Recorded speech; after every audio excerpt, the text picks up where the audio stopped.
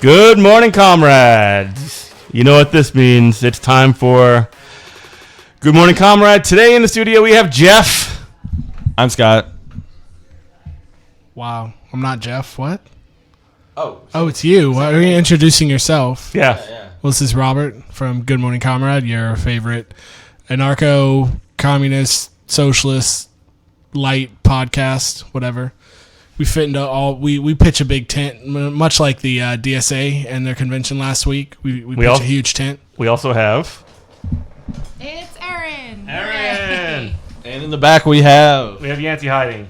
Anyway, so you can find us at 8 o'clock every Tuesday morning on WHIVLP New Orleans, 102.3. You can also listen to us anywhere in the world at WHIVFM.org. You can also check out our website, goodmorningcomrade.com.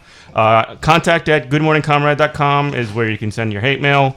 You can also find us on Twitter at Comrade Morning, Facebook at Good Morning Comrade. Good morning, everybody. How y'all doing? I'm all right. Yay. Oh, hey. So what has everybody been up to in the past week? Because, Aaron, you're the only person I've seen in the past week because we cohabitate. Back to school. So today was officially the first day that I went to back to school. We had the kids and all the stuff. A little tired, not going to lie. How about you guys? How was it? How were the kids? Did they have a good summer? Kids are always fine. The kids are like the best part about teaching at schools because kids are very sort of flexible and malleable, despite what everybody seems to say. Like they want to handle kids like they're nitroglycerin or something. And there's a lot that like they haven't sort of had cemented in their consciousness the kind of like rules and like structure like the strictures in our society, right? They haven't really. They're still exploring, and that means that they're a lot more malleable than most people who have been more quote unquote developed. I mean, I guess technically, it is more developed, but they're coming in from the summer. They're probably like willing to learn now, you know. No, they always hate to see. You hate to see it when summer ends. I sure do. The kids definitely do. But they definitely came in with a good attitude, and they're always super interesting. Are they too lit from the summer? No. So I have a couple questions. Mm-hmm. What's cool now? What's cool now? That's a really good question. What is cool? I was behind a lot of school buses today, and I saw a lot of those sequin reversible backpacks. So that felt like maybe that was in. Yeah. Those have been around for a while. Yeah. What else? Yeet is a thing, right? I think Yeet might be on the way out. Am I old?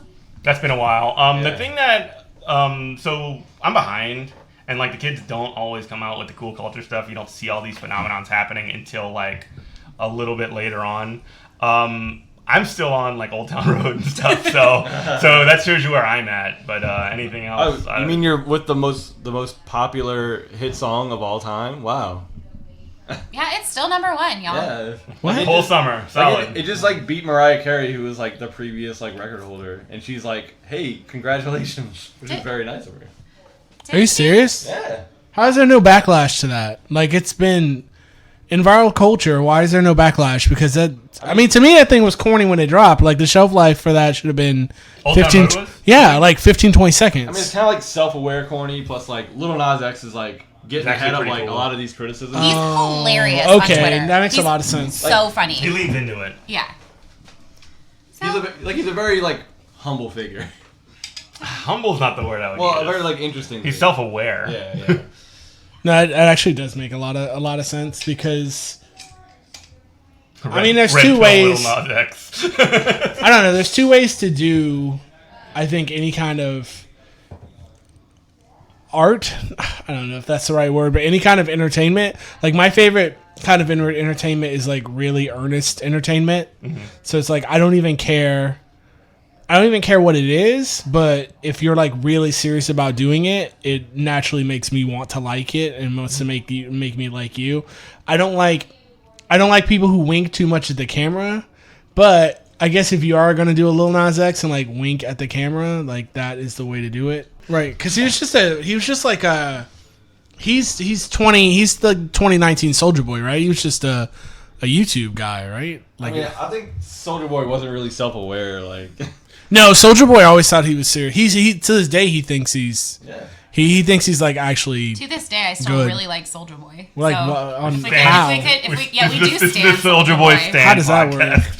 Try being in a bad mood and listening to Soulja Boy. I mean, I always thought to painting words on your glasses with nail polish was a pretty cool thing. I will unironically be in my car in between difficult clients, just hop up out my bed, turn my swag on, and it really does help. That's actually, if you're gonna, like on the pantheon of Soulja Boy, like the triumvirate of songs I think of is obviously Soulja Boy. That's like trash tier. Turn My Swag On is like top of the pyramid, and then somewhere in the middle is Ya Trick Ya. Like that's a real that's a real bad song, but it's but I get what you're saying. I'm not really like, so in all, okay, I guess we'll kind of get to the lead is that with everybody just getting shot up, just trying to go to Walmart and whatnot, like my depression is in full form. So I'm deep in my Disney hole. And so Aaron and I are booking our Disney honeymoon, and I'm like legitly pissed off because I spent 4 hours on my off day on phone with Disney World trying to secure dining reservations because we have a terrible travel agent, which I had to like kind of shadily fire. I was like, oh, just cancel that one, cancel that hotel, and we'll just book another. Yeah. And I'm like, psych, no, that's not happening. But a thing I booked, like I'm super excited to go, is our first day.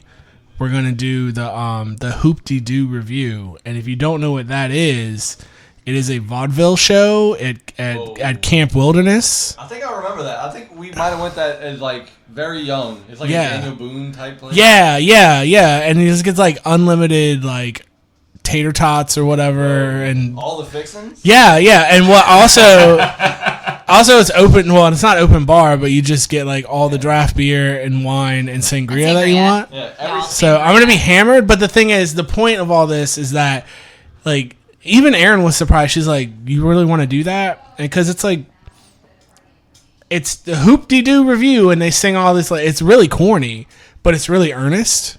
So it's the longest running musical in American history as well. I saw it when I was like 9. Yeah, it had its 40-year anniversary, I think, like 10 years ago or something. I don't think I remember what happened because I couldn't see over the table. But yeah, but I really like earnest entertainment, and I also really like that's another why I like Disney, especially Disney World, because with we're living in pretty much the worst timeline. Like, I know that everybody says it's a meme, but this is, like, really bad, y'all. Like, for real.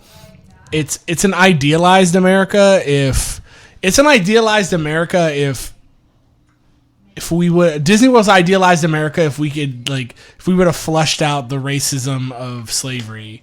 If we would have flushed out, like, what Marianne Williamson... it's like what Marianne Williamson said. Like...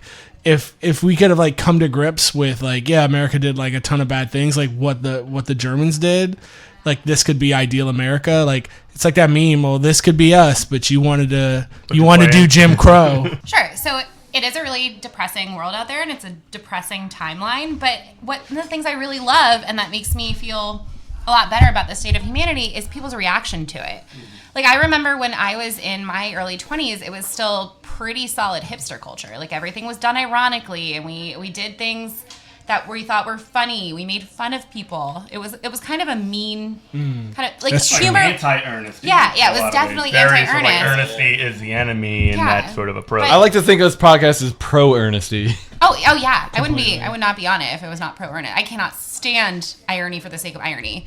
But the kids today, they're all into wholesome things. Like That's it's like, oh, look at how wholesome this is. Look at how pure this is. And it's this Like lovely way of trying to, hey, it's like this acknowledgement that the world is tough out there. Why don't we all look at some kittens and feel a smidge better, like, collectively? And I love that. I feel like it's a weird thing where, like, all the previous cultures would look down at the adults and they're like, oh, these are going to be kids that are running it when we're old. But, like, no, like, the kids coming up are okay. Like, they're fine. Like, they're very brave. That's very true, though, Aaron. Like, you remind me, one of my favorite Facebook pages is Cooncore. And you would be like, well, stop. That's got to be some kind of, like, problematic racist thing. No, it's just adorable pictures of raccoons. Oh. And that's what I look at. Like raccoons, the forbidden cats. I mean, those suckers are rambunctious. Like, you'd love Cats have been replaced. You'd love to own one, except they have opposable thumbs. Yeah. And yeah. Like, they just steal everything in your house. So, but I do want to kind of swing it back to Jeff since school started, and it's really interesting because kids nowadays are having to really think about things that I definitely didn't even know about when I was their age. And, you know, the kids are all right. Like, the kids look like they're playing. They look like they're having fun. And we've talked before about trauma and how it affects child development. But at their heart, they're still kids. And so what do you see as a teacher? Like, how are you approaching this dark timeline with, like, children? So the idea that the kids are all right is technically mostly, I agree with it to a point with an asterisk, right? Like, so, like, when you talk about the kids, there is a broad spectrum of every single kid from, you know, the rich, snotty, you know, Jeff Bezos' child or whatever, all the way down to, like, you know, the kids who live in a car and they don't know if they're going to get their next meal and all these other things. And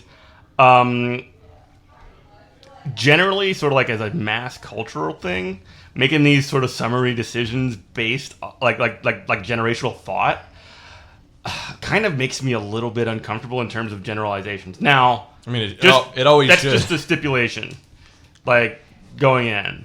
But, like, some of the forces and phenomenons that I do see, I mean, there are troubling ones also. I've had kids that would, like, shout, you know, Donald Trump or whatever, you know, just in the middle of class to try and, you know, piss off some kid who's from Honduras, and that's just horrible.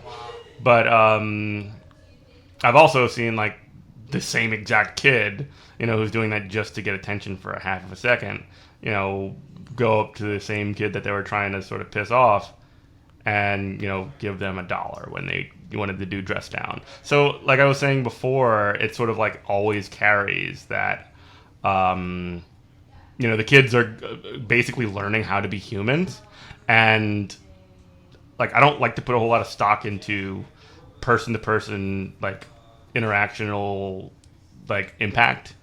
I don't, like, think of my job as, like, important in that way.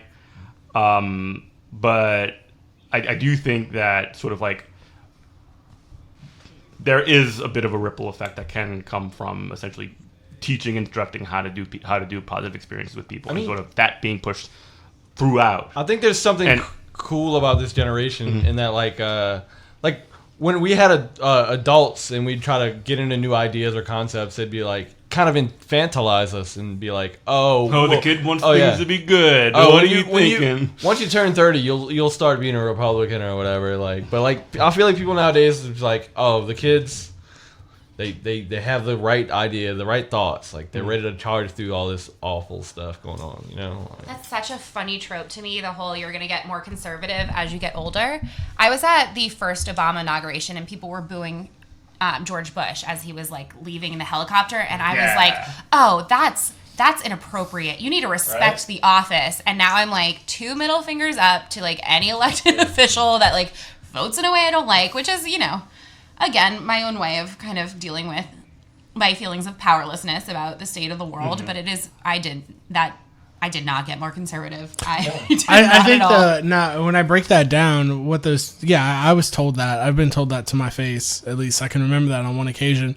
I think what they were trying to, in a very clumsy way, they were trying to say, well, once you get the trappings of class mobility, then you will. Because it's definitely going to happen. Yeah, it's definitely, because it happened for me, because I I played with enough sharp elbows, so it happened for me. So when it happens for you, you're gonna see that you don't want these weird, wacky people in your neighborhood either. Whatever their pet concern was that they thought whoever they thought was coming for them in their weird Florida suburb, which definitely was the gays or the Browns or whoever they thought was going to fundamentally change their life somehow and not let them watch Buccaneer football on Sunday. I mean, whatever, dude. This sounds really personal, Robert. No, it is pretty personal because I grew up in like a weird mixed town. I grew up in like a. Okay, so in full disclosure, I grew up in a city called St. Petersburg, and you should definitely Google this city. And right by Tampa. Yeah, it's a little drive. It's like 20 minutes. But you should definitely Google this. It's like a half beach town, half blue collar, half like where elderly people go to die. And I don't mean that as a knock on elderly people. Like, elderly people are cool. It's a retirement community. Yeah, exactly. But the idea was this place was a hellhole past. The city was divided between. It was like one of those songs, like the bad side of town, the good side of the tracks, or whatever. Central Avenue divided the north side from the south side. And the south side, there was like an enclave of like black upper class, kind of near the St. Petersburg Country Club. But it was very, very small. But most of it was like black working class, and north of Central Avenue is like all like upper middle class white people. And the police there were historically, they were savages. Like, you did not want to run into St. Petersburg Police Department. And so what finally happened was there was a kid who stole a car on the south side. And I can say this like as a cop, I know about these kind of procedures or whatever. This kid stole a car. Cop pulled him over. The cop walks out in front of the car to go to the driver's side. That's a big no-no. The kid revs the car like he's going to run down the cop. The cop pulls out his 9mm and shoots him through the window. 100%. Here's the thing though. 100% good shoot. It was a good shoot. Now the cop was. If you want to find somebody wrong, the cop should have never went around the front. I mean, we can find a lot of things wrong without that specific person. But here's the point. Here's the point of that. That kicked off 4 days of rioting, like super intense rioting, and it wasn't necessarily that kid getting killed. It was all the bottled up energy from the police being savages for decades. So you could say like, oh, that was 100% good shoot, like whatever. You're a dummy for walking, like you're stupid for walking in front of the car. But it was the sins of all these other police had come before them. Now it's all boiled over. Now. City gets damn near burnt to the ground, and damn near burnt to the ground. Property values goes down. Things that who comes in to save St. Pete? It's first wave gentrifiers, and it's the gays. It's the gays. They come in, they turn St. Pete they buy up all this property, open coffee shops, open all these like cool, affordable like eateries. And they pretty much saved the artist types, right? Yeah, like this is gonna be another topic about gentrification. Like first wave gentrifiers are not bad because those are people who like come down. They're there because they love that place. Like we live in New Orleans, where a lot of gentrifiers come. Like we could be second wave gentrifiers ourselves. That point could be argued. Yeah, they come like people migrate to places like that because they fall in love with the place and they're like, oh, I want to live here even though it's rough. And they make things that people can't necessarily like. Let's say if you open that, okay, take for instance, you open that little local coffee shop. You open that coffee shop. That coffee shop has to be affordable to the community, the first wave gentrifier, because the only people there when you're a first wave gentrifier are the people who've always been there. So you have to make something that can serve those people. Now, as a tangent, but going on. I'm also on a Facebook group called Remember St. Pete Win. And I love it because most of the time it's these such a reactionary name for a group. I know. Even though nostalgia is good, nostalgia is sort of like necessary reactionary. It's these nice little pictures. Everybody wants to be like, oh, remember when oh no. Not Humphrey Bogart. Yeah, it was. Do you remember a Humphrey Bogart was dating Marilyn Monroe and he stayed at the Don Cesar Hotel. Look at this cool old picture. I'm like, that's really cool. And it's like, do y'all remember what St. Pete was like before the city built an Obama library? Like her. And I'm like, all right, y'all. And I have to be like, and it's a weird division because every time somebody has this like good old days of St. Pete post, there seems to be like myself and a couple other either later millennials or early millennials like myself who jump in there and go, no, I remember when the police were savages, and I remember when the only thing that made this town any better are riots and the gays. Because somebody will complain every now and then. Somebody complain about the gays, and I'll be like, the gays are the only thing that they made it so people even want to come to this town. I'm like, so y'all need to stop complaining about this. Like your history is absolute trash. And that's like where I'm from, so it's weird when I don't know. It's weird when people want to talk to me about how good things used to be. I mean, I have certain ideas about like the first people that move in, because like they come in and they're like, yeah, fine, but like they don't really participate in certain ways, like they don't like become neighbors in certain ways. Oh, guess where I live. I mean, like they kind of I think there's differences in like there's certain things where like people come into a community and they don't really feel welcome, and like they kind of resent it to a certain degree. I mean, I'm feeling it every day living in New Orleans. Like I was never a person that's like, oh yeah, people come to New Orleans and they just treat it bad, but there are people like red dress runners this weekend. I guarantee like 20 people are gonna get drunk and puke on the street and like never apologize. Like, well, that's really generous. Yeah, idea that's that only 20 people are gonna get. Yeah, that's a completely different thing. I thought, Jeff, what were we even talking about? Like, where did that whole rant come from? Where I was talking about my hometown. You were talking about people it wasn't in gentrification. Florida being worried that the gays and the Browns weren't going to let them watch the Buccaneers. Oh, and yeah. that felt very specific. Yeah, that's where that comes from. I felt like there might be a deeper story there. No, that's exactly where that feel comes from. But I guess we can have like that gentrification, like the first. No, like you can look at this city right here, and the first people to come down here after Katrina were not. It wasn't like Teach for America people, or it wasn't like people who were landowners. It were people. They were like the new American pioneers who were like, yeah, it is cheaper to live here, and I love this city. That's the reason I came. Like I remember the first place I ever rented. I had a roommate who was a magician. I was saying magician. I had a roommate who was a musician in the Quarter, and I told him, I was like, because we were talking about people in the Vieux Carré, which people don't know, that's the French Quarter. Yeah. It's the actual French Quarter proper. That's the name of the neighborhood. They were complaining about the noise, and I was like, "Are you absolutely kidding me?" It's like, then you need to leave. I moved to a place famous for music and partying, right. And I'm like, no, it's loud here. When I moved here, I literally expected like if a second line just marched to our living room. Well, that's how it was gonna be, because second line is like a brass band, that just plays on the street. But I'm like, yeah, if a brass band just comes marching through here, I'm like, well, I'm in New Orleans, like that's how it rolls. Like, it's I have to show you that meme about gentrification, which is really, it's like a 4-panel comic, and it's like really succinct. I mean, I had a friend who lived basically like half a street off of Bourbon, and there was like, she was there to stay. Like, she knew she was getting a deal. Like, it was all good. They had all kind of stuff where she couldn't put anything in the walls or anything because it was a historical building. But the building across the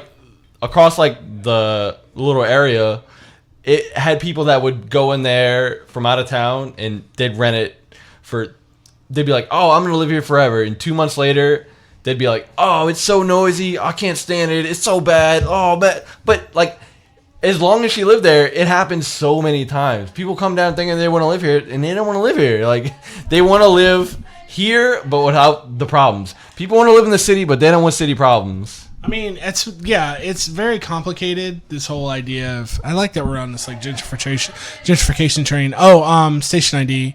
You listen to 102.3 WHIV, low power FM, New Orleans. It's a very complicated topic because, like you said, I've talked to, I was like, New Orleans is a funky place to where either within an hour, not saying hour, but I'm being hyperbolic, but you're either going to know real quick, you're either going to like run for the airport, or you're going to be like, I'm living here forever. I was just one of those people that came down here to vacation. I was like, this is where I'm going to live now. Goodness gracious. Well, I think there's a weird thing about not even gentrification, but this idea of sometimes people moving to a city because they love a city, and then there's this weird fetishization. Yes, sorry, y'all. It's a hard word to say. It is really hard. Haven't said it out loud in a really long time, as it turns out. It's a good word. Well, at any rate, it's this weird kind of glorification, we'll say, of culture that is born from poverty. Yeah. And it's this weird idea, things aren't the same as they used to be. And it's like, okay, well, they're not the same because people don't have to do that anymore because it's not a necessity. And I'm not even going to speak to New Orleans in this way because I'm a transplant. I don't have that same idea of culture. But I'm thinking about New York mostly. And this idea of like the Upper East Side, or the Lower East Side, excuse me. And this idea like, it used to be so rock and roll. It used to be this. It used to be that. And it's like, it was rock and roll because people had no money. Yeah, right. people are like in New Orleans chasing the culture. Yeah, it's a type of nostalgia. It's a type of a problem. Actually, a friend of mine was a part of organizing a book on this subject, which the name of the book I can't recall, but it was on this idea of sort of the instilling this sort of value into the culture of New Orleans, and that being used by the sort of capitalist structures as a selling point. And that's sort of what becomes like the culture is sort of packaged. The thing that just exists based on all culture is what people are doing in a certain place. The music they play, the books they read, the way they talk to one another, the newspapers that they have, et cetera, et cetera, et cetera. It's just a form of sort of like social communication and social way you do things. And that was sort of very sort of, it was very,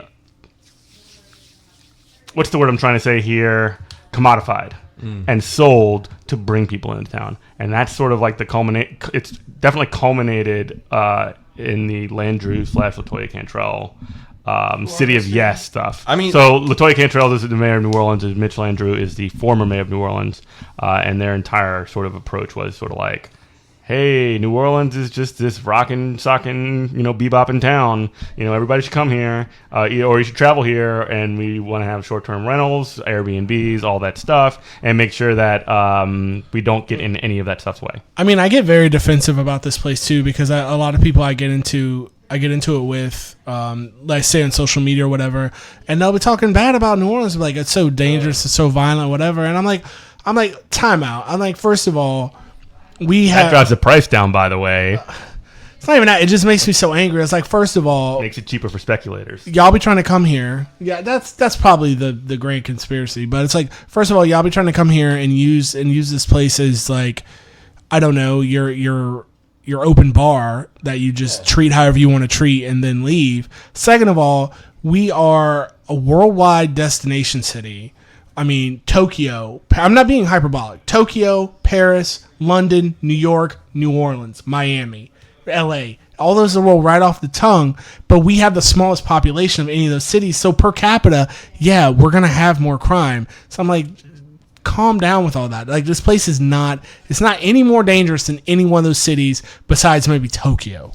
I mean, like, people always talk about, like, the culture. Like, they had a short-term rental meeting today. Like, those people are the culture. That's a good way to switch into this. Yeah, like, those people are the culture. They're the people who live here, and they're getting, like, the people who work at the restaurants, like, the people who just, like, do service industry jobs. That is New Orleans. Like, they're the people who know how the city ticks. Like, they're the people, like, New Orleans has never been gentrified. The blood and the sinew of the city, it literally could not work without them. New Orleans has never been gentrified to the core because people who have to like work here have to live here.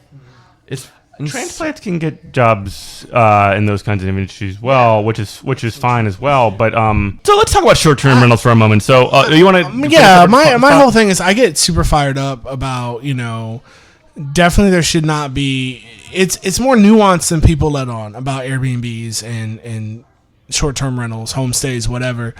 It's a lot more nuanced, and I don't think that the people who are who went to that city council meeting today, who are very, I want to say, anti short-term rentals. They're anti for the right reasons, because when you really drill down on, like, okay, let's talk about this thing, these are smart people. I've been to those meetings. These are smart, nuanced people, especially like DSA members who are involved in it. But I use the word nuance a million times, but there's got to be a balance between, okay, so we can't have real estate speculators coming down here, buy up a bunch of homes, taking them off the property market, and then the rental property market, and then making them in an Airbnb. Before you go on, can you just set up what happened today? I wasn't there. What happened as of recording today, as of release Thursday? What was sort of on the table here? I mean, it's the idea of, like, what was it? More regulation, right? Or they're trying to limit the number. The city's limiting the number. Limit the number and limit the sort of regulations around the short-term rentals. But here's my thing about it, is that I get right to the heart of the matter. So you can't have real estate speculators coming down and buying up property. But if you have a homeowner who wants to not do Mardi Gras or Jazz Fest or the disgusting red dress run and get out of town for the weekend and Airbnb their house, honey, that is a hustle. That is a hustle that's as natural as the Flip Lady. If y'all don't know who the Flip Lady was, she sold like Kool-Aid, ice pops that she made in her own freezer. That's a hustle like the plates, like selling fish plates on Friday. That's what that is. And the hustle has an impact. I don't want to stop those people who are homeowners from getting their hustle on. Those are people trying to make. And that's a very small, but that's honestly that's what Airbnb and homestay and stuff like that is supposed to be. It's not supposed to be. It's just like buying. I sold mortgages back in the day, and during the mortgage crisis, people are like, "I don't understand why I'm losing such much money." I'm like, "You played in the casino economy. That's not what having a house is supposed to be. You live in a house, you own a house, and then maybe you make a little money out of it. It's to live in." Now, to go back to Airbnbs, it's not. At its soul, it's a good thing because it's supposed to be people sharing their home with you, not real estate investors getting rich. That's how I stay. So here's the thing. That's the critical point between like what separates somebody like inviting people into their home and like letting them crash there, and the Airbnb sort of like appification of it, and the speculators coming in and like buying up entire like buildings and things. But that was like, and this floor is Airbnb and this floor is this thing. So the question sort of becomes between like what should be rentable or whatever. But that's the whole point. That's going back to what I was saying. It's houses are homes. Houses are not casino chips. Yeah. Houses are not an investment. Like your home is your home is your home. Your home is not an investment. Like I said, maybe you make a little money off of it. Fantastic. But that's not what it's there for you. It's for you to a place to go at night, put your head, to raise a family. I mean, that's what it's for. I walked through the French Quarter many a moon, and like there are so very many like for sale signs. It's insane. Or like, the "We Buy Houses" signs. Yeah. Oh. Those signs, too, if you're a good leftist, they can easily be taken down and repurposed. So like 8 feet tall. Yeah. Oh, they did? Yeah. They put them higher. I never did it. I've seen some of those 8 feet tall ones with the numbers sprayed out. So where there's a will, there is a way. Well, tell them. What about our neighbor? What about our neighbor who died? Who people keep gentrified? Yeah, we have one of our neighbors was an elderly man, and he passed away unfortunately, and he had been living in that house long time. And we live in Bayou St. John, so it's pretty up and coming, if not already arrived place. Y'all are there. We're here. We're here. And I cannot tell you how many men from Covington have stopped us to ask what is the deal with the property. Where is Covington? It's the North Shore. I'm bad North at Shore of what? directions. It's in I got you. So in between New Orleans and the north of Louisiana, there's a huge lake. Basically where you move to if you like Mardi Gras, but feel like crime is in your backyard, kind of a thing. Right. Yeah. So it's on the north side of Lake Pontchartrain. Not everybody, but a lot of the people who live in Covington never, ever, ever go to the city because they're scared. Except for Mardi Gras. Mm-hmm. And Which then they is complain so about it odd. It's so weird to me. But yeah, and I can't To tell go- you how many people have stopped me to ask me about it, and I find it. I'm always super insulted because I'm like, I'm not your ally. Like, I understand that I have a small dog and am white and live here, but I'm not gonna. I don't want you to have this house. To feed my Disney addiction, those are like, honest to God, the Covington people. Because I was talking to that woman the other day, the travel agent woman. The people who live in Covington are the people who they wait till Mardi Gras and then they book Disney World and they stay at the French Quarter in Disney World. I'm not joking. Like, you're laughing. Like, it's so absurd, but it's true. Like, it's so weird. It's like they fly 600 miles from here to Orlando when, like, the French Quarter is 30 miles to go hang out in the fake French Quarter. So weird. Why do you live here? I would never, and I hate to say this all the time, like, I know I got people from the North Shore who listen to this show, so bless up. I'm so sorry for you. But I couldn't live in Louisiana if New Orleans didn't exist. Like, I could not live here. Like, I'd have to be bougie and move somewhere else. So gentrification, it's hot flaming garbage. All right, you're listening to 102.3 FM, WHIV, LP, Low Power, New Orleans. It's rough. Restaurant work is rough. Yeah. Oh yeah. I mean, it's so interesting because it's one of those things that if you go on Yelp or whatever, think of how like bad your time here would be if the restaurant business wasn't working it wasn't just turning like a clock. oh yeah, that's always the first thing. It's like our server was whatever, or our service was great. It's always the first thing everyone notices, and then it seems like every great an server you ever had was a beleaguered person. Oh yeah. Yes. Go ahead. No, so you're a manager. So did you start out managing, or did you work your way up in the same restaurant? No, I started out in different restaurants, and basically I did every job in restaurants. So, like, I've washed dishes, waited tables, bartended, hosted, like anything you can think of in a restaurant is something I've done. So I've always been super fascinated about bartending, and we were actually having this conversation IRL, not on the podcast. Yeah, offline. And you were saying that bartending is actually, you don't have to put up with nearly as much nonsense as you do with some of the other positions in the service industry. And I always kind of thought that bartenders probably had to deal with the most, because it's like you have drunk people in your face all night, every night. So can you kind of go in more into detail about that? Well, honestly, I like to think it's like built into the law. It's built into the law. The bartender has the right to refuse service. Okay. So for any reason, if the bartender doesn't like you, you're gone. So the bartender is like the gov. Yeah, the bartender's the gov. Like, so you go to the server, he's like, oh man, I don't like, can't speak to the manager. And it's like, okay, you talk to the manager, and then the server's in trouble, or, they give him some free stuff. Mm-hmm. You start giving guff to the bartender, he's like, just get out. Yeah. Is that ever a situation in which you have to second guess your own, does anyone second guess your judgment in that point? As a bartender? No. So they're just like, oh yeah, no, if the bartender says it, like, it must have been. Because you are the bartender. You're the bottom line. That is so fascinating. Do you think that there's a sweet spot as far as bartending? And what I mean by that is Aaron can back me up on this. We've been in situations to where, like, the things that we talk about, we're kind of champagne socialists. So when we go out, we might go to like a really nice bar, like a craft bar or whatever.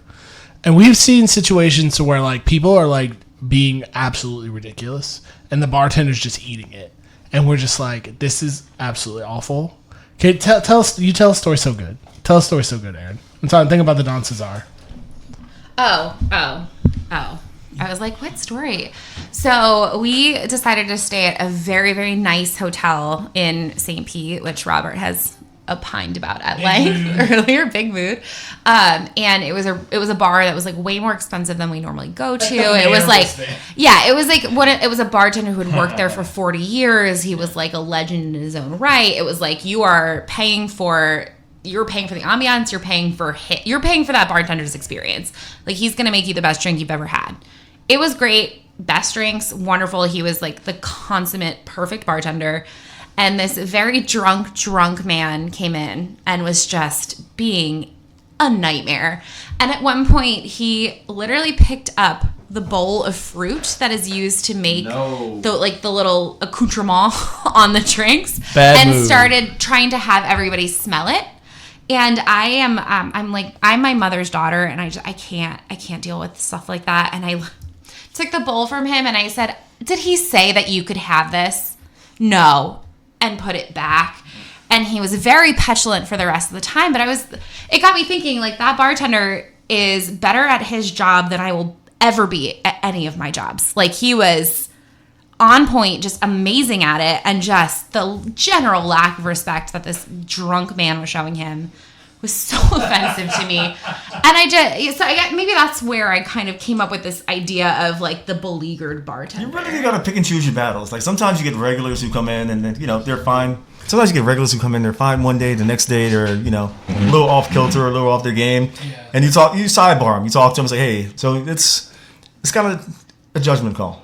I mean, bartenders are kind of like mental health technicians in a certain way, because, like, they have to, like, notice that their customers are doing so well or doing so bad, and they kind of manage that in a certain way, Yeah, you can tone them down or rev them up. It's really a dance. It's almost like doing jujitsu or something, where you have to make sure you know where this person's going based on, like. Oh yeah, I mean, if I was like doing my job, if I worked on tips and my clients had to tip me, I would never have any money because they're mad at me very frequently. Erin is a social worker. So if I was like trying to manage my clients' like mental health expectations while also trying to like make sure that they tipped me, it'd be a nightmare. So bartenders and hairdressers, it's like, honestly, do you all do it? Every bartender I met is an artist who like paints their masterpiece every single night. Oh yeah.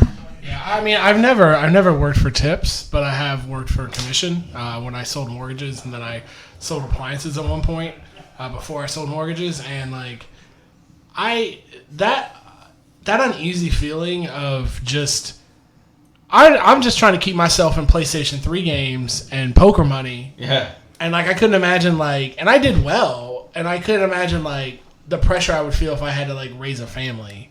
Like with kids, or like, even a steady girlfriend, which is like the reality. Wife. Which is like the reality of a lot of wait staff. Yeah, that's a reality of just wage labor in general. But like, it's a special at least like you work a bad job now, you're not getting paid. You're like, I can make peace and be like, okay, I know what it's gonna be. But at least there isn't this system of like boom and bust, and like you don't know what. I could have enough money to do a little extra next week, or I might not be able to cover the rent. Who knows? It's all up in the air. Like, it's really like about managing scarcity when you're working for tips. Right. You get this attitude that it's like, man, when I have money, I better stock up on these things, and like he's like, I'm rich now. But then when it's gone, he's like, oh no, I spent too much. What I'm gonna do for tips? Yeah. And then it's, oh my god. Yeah, it's like the mental stress like that's got to put people under. And capitalists would say like, well, that's Mother Nature. That's necessity brings work ethic. Necessity is the mother of invention. Forget all that. That's garbage. Like, we weren't meant to do that. Like, as human beings, we were not meant to live like that at all. So that's just not. That's not a way to be. It's basically like you're living like changing places. Eddie Murphy movie. Yeah. Wow. I never thought of that. Like changing places like every other week. It's like, oh man, I'm rich this week, and it's like, oh yeah, I'm poor. Yeah. Next thing you know, just like Dan Aykroyd's bosses beat you up, and then you just have to work for them. That's great. I never thought of that. That's a good. Man, that's a really good reference. So we're at 53, so we're about out of time. I want to go ahead and thank our special guest who hopped in, Yancey. That was really cool about like talking about labor issues. I feel like that's something we need to do more of in the show. It's something like, especially people who listen to this show, I see y'all in New York City and California. New Orleans is like full of people like that. Yeah, New Orleans, all the people who live here locally in New Orleans, I see y'all out there. We need to start talking about labor issues more. Best thing you can do for us is listen to W102.3. WHIV 102.3. Also, this show is also an online podcast. Wherever you download podcasts, you can take that, share it with your friends and family. That's a great way to help us grow. We really Good morning, comrades. Good morning, comrade. If you got something to rant at us about, we love a good rant. We love a good tea spill. Contact at goodmorningcomrade.com is our email. And we can't call out the pizza place that Yancy works for on the radio, but if you go to goodmorningcomrade.com, you'll be able to see where this wonderful, delicious pizza place is that gives their employees minimum wage plus tips. Oh, good. I'll make sure to give you all the credentials for the website, Aaron, so you can go ahead and update that. Yeah. Tonight. I want to see you write some HTML code, make that happen. I care about labor issues, so I'm gonna make HTML. Good. No, we can do that. That's not an issue at all. Especially on our Twitter, which is Comrade Morning. Yeah. Holler at us, and also our Facebook, which is obviously Good Morning Comrade. Any last closing shots before we go into the second hour? Now, the second hour will be released on Thursday, so we're going to continue this conversation as soon as we get off the air here. Hey, y'all be safe out there. Yancy, anything you want to holler at? Tip. Oh, yeah. If you can't tip. Yeah, if you can't afford to tip, you can't afford to go out. If you got tip and eat at McDonald's. Yeah, holler. I'll tip at McDonald's. Tip at McDonald's. Oh, Yancy, you're such a good person. All right, well, I'll see you next week. Or see you next hour, actually, on Thursday. On the After Dark.